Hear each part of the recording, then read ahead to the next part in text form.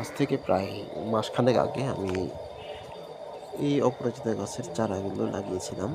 তো গাছের চারাগুলোকে আমি কোনো ধরনের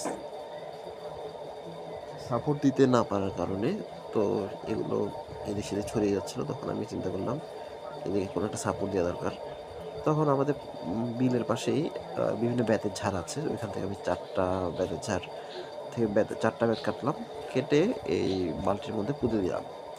তো পুঁতে দিয়ে আমি চারিদিকে আবার সুতো দিয়ে একটা সাপোর্ট দিয়ে দিলাম, যাতে গাছগুলো যদি বাড়ে বা হয় তাহলে যাতে মানে একটু শক্তভাবে ধরতে পারে আর কি।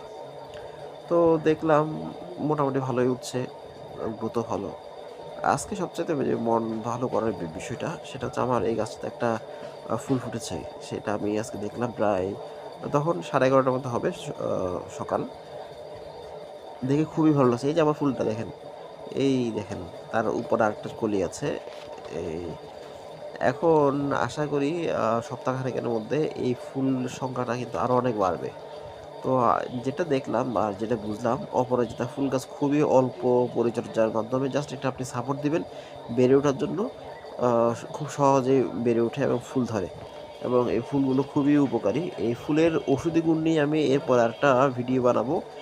তো বন্ধুরা, ভিডিওটি কেমন লেগেছে আপনারা অবশ্যই জানাবেন। আর চ্যানেলটাকে সাবস্ক্রাইব করবেন।